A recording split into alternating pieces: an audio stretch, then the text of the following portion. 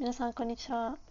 ဒီနေ့ကျွန်တော်လေ့လာမယ့်အကြောင်းကအဝတ်အစားနဲ့ပတ်သက်တဲ့စကားပြောလေးတွေပေါ့နော်။ဆိုတော့ခေါင်းစဉ်ကအဝတ်အစားဆိုတော့အဝတ်အစားဆိုရင်ကျွန်တော်တို့ဒီမြန်မာလိုဆိုရင်အဝတ်အစားလဲတယ်အဝတ်အစားချိတ်တယ်အဝတ်ကချင်းနေတယ်အဝတ်ကသေးတယ်အဝတ်ကကြက်တယ်အဝတ်ကတောက်ပြောင်တယ်တို့အဝတ်ကအယောင်မိန်တယ်တို့ပေါ့နော်။အဲ့လိုမျိုးခေါင်းစဉ်လေးနဲ့ပတ်သက်ပြီးတော့မှကျွန်တော်လည်းအတူတူလေ့လာကြည့်အောင်ပေါ့နော်။အဝတ်အစားဆိုရင်ကျွန်တော်တို့ဖုခုဆိုပြီးတော့မှခေါ်ပါတယ်။အဲ့တော့အဝတ်အစားလဲတွေဆိုရင်ကျွန်တော်တို့ဂျပန်လိုဘယ်လိုခေါ်လဲဆိုရင်ခီဂါရဲ့ဆူရူပေါ့နော်ခီဂါရဲ့ဆူရူဆိုတဲ့အဓိပ္ပာယ်ကဒီအဝတ်အစားလဲတာကိုပြောတာအဲ့တော့ခီဂါရဲ့တို့လို့လည်းပြောလို့ရတယ်လို့ခီဂါရဲ့ကိုဆူရူလို့လည်းပြောလို့ရတယ်အဲ့တော့ဥပမာကျွန်တော်တို့ဒီအဝတ်ကိုဖုခုအဝတ်လဲတွေဆိုရင်ဖုခုကိုခီဂါရဲ့တို့လို့ပြောပါတယ်ဟိတ်ခီဂါရဲ့တို့ပေါ့နော်ဆိုကျွန်တော်ဒီမှာဖရီကနာလေးတင်ပေးမယ်はいそうဝေလဲတယ်ဆိုတဲ့言葉ကိုကျွန်တော်တို့ဂျပန်လိုဖုခုခီဂါရဲတို့လို့ပြောလို့ရပါတယ်အဲ့တော့ပြန်ပြောမယ်ဖုခုခီဂါရဲတို့အဲ့လိုမှမပြောချင်ဘူးဆိုရင်ဒါမှဖုခုမဟုတ်ဘဲနဲ့ဒီမှာဒါရှတ်ဆိုရင်ရှတ်ဆိုပေါ့နော်ဇူဘွန်ဆိုရင်ဇူဘွန်ပေါ့ကွယ်ဘောင်းမီဆိုရင်ဘောင်းမီပေါ့နော်ကြွေဒီမှာရှအင်ဂျီကိုလဲမယ်ဆိုရင်ရှတ်ကိုခီဂါရဲတို့လို့ပြောလို့ရပါတယ်ဒီမှာဖုခုလို့မရေးတော့ဘဲနဲ့ကျွန်တော်တို့ဒီမှာအကေဝေးပေါ့နော်ရှအင်ဂျီလေးဆိုရင်ရှတ်လို့ရေးလို့ရပါတယ်ရှတ်ကိုခီဂါရဲတို့လို့ပြောလို့ရတယ်ပေါ့နော်はいဆိုရင်ကျွန်တော်နံပါတ်1ကိုသွားမယ်နော်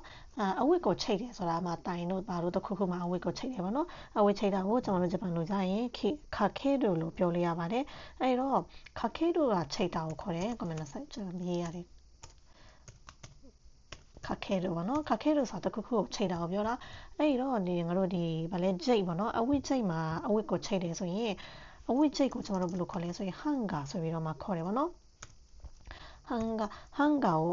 ကအဝတ်ချိတ်ဟန်ဂါမှာဆိုတော့နီကိုထည့်မယ်ဟန်ဂါနီအဝတ်စားဆိုတော့ဖုခုကိုခါခဲတို့ဒါမှမဟုတ်ဆိုရင်ရှတ်ကိုခါခဲတို့လို့ပြောလို့ရပါတယ်အဲ့တော့ပြန်ပြောမယ်ဟန်ဂါနီဖုခုကိုခါခဲတို့ဆိုတာက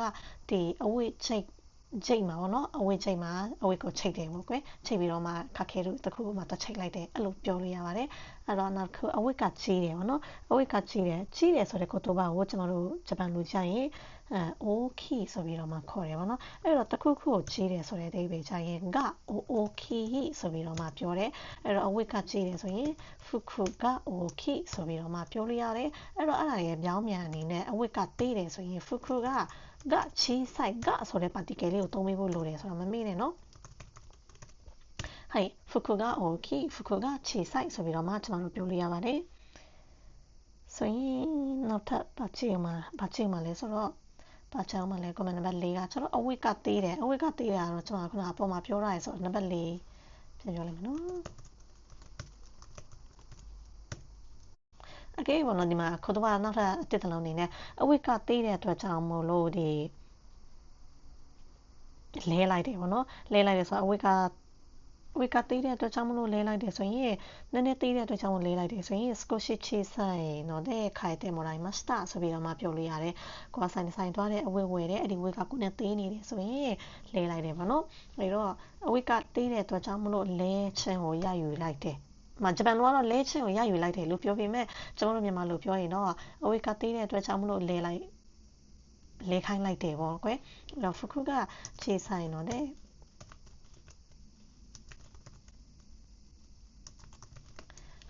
もらいましたの服が小さいので変えてもらいましたအဝတ်ကသေးတဲ့အတွက်ကြောင့်က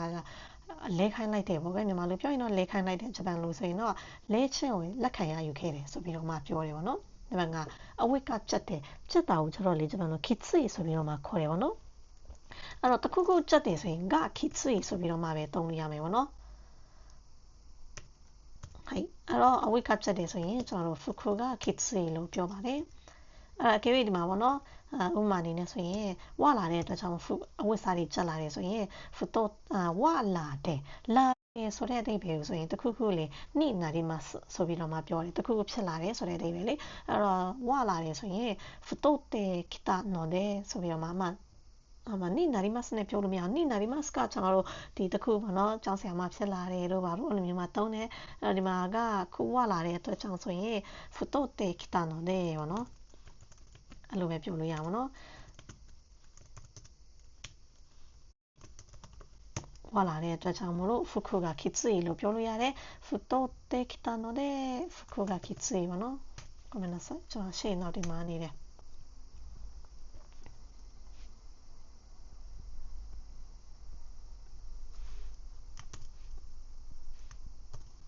太ってきたので服がきついဝလာတဲ့အတွက်ကြောင့်အဝတ်တရားကျက်လာတယ်ပေါ့ကွယ်နံပါတ်6ကကြတော့ちょっと待ってね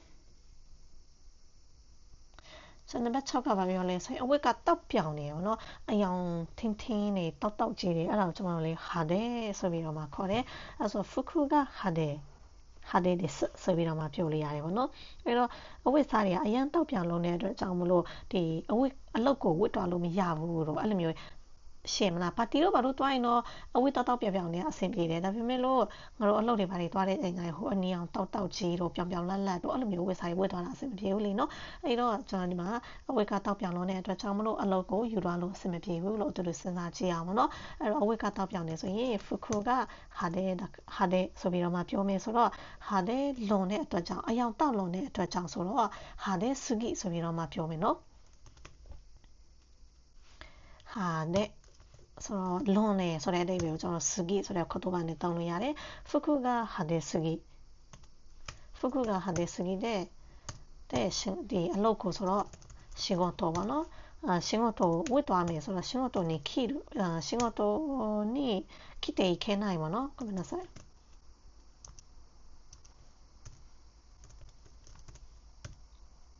そうပြောမယ်服が派手すぎで仕事に来ていけないもအဲ့လိုပြောလို့ရပါတယ်အဲ့ကျွန်တော်လည်းအစားဆုံးပြန်ကြည့်အောင်ဒီနေ့ကျွန်တော်တို့လေ့လာမယ့်အကြောင်းကဒီ服ဆိုတဲ့အဝတ်စားဆိုတာကို main ထားရတယ်အဲ့တော့အဝတ်စားလေးတယ်服でもシャツでもズボンを着替えるဆိုတာအဝတ်စားလေးတယ်ပေါ့နော်အဲ့တော့အဝတ်စားတွေကိုငါတို့ဒီချိတ်မှာချိတ်တယ်ဆိုရင်ဟန်ဂါနီ服ကိုခတ်ခဲ့တော့ဒီချိတ်မှာအဝတ်ကိုချိတ်တယ်ပေါ့နော်နံပါတ်3ကကျတော့အဝတ်စားနည်းနည်းကြီးတယ်ဆိုရင်服が大きいအဝတ်စားသေးတယ်ဆိုရင်服が小さいဆိုပြီးပြောလို့ရတယ်4番服が小さいので変えてもらいましたအဝတ်စားသေးတဲ့အတွက်ကြောင့်မလို့လေးခိုင်းလိုက်တယ်ပေါ့နော်နံပါတ်5ကကျတော့太ってきたので服がきついဝလာတဲ့အတွက်ကြောင့်အဝတ်ကကျက်လာတယ်ကွယ်နံပါတ်6က服が派手すぎて仕事に来ていけないအဝတ်ကအရန်တောက်ပြောင်လို့တဲ့အတွက်ကြောင့်အလုပ်ကိုဝတ်သွားလို့မရဘူးเนาะအဲ့တော့ဟာဒဲရဲ့ပြောင်းမြန်လေကျွန်တော်ဂျီမီဆိုပြီးတော့မှခေါ်တယ်เนาะဂျီမီကကျတော့အယောင်မတောက်တာပေါ့เนาะအယောင်မတောက်တာအယောင်မိန်တာတမန်ကတော့အညိုရောင်တို့အမေရောင်တို့အဲ့လိုမျိုးအယောင်တွေကိုဂျီမီနာအီတော့ဆိုပြီးတော့မှခေါ်တယ်เนาะはい皆さんကျွန်တော်ဒီမှာတင်နေတဲ့စကားပြောလေးတွေခိုင်းဝတွေက5 level တော့ 3 level ရေလို့တော့မဟုတ်ဘူးကြွေကိုကစာလေးလေးလာနေစကားပြောလေးလေးလာတင်နေဆိုရင်တော့ကျွန်တော်ရဲ့ဒီ channel လေးကို follow လုပ်ပြီးကြည့်တာလေ့လာတော့လို့ရပါတယ်လို့はい皆さん最後までありがとうございました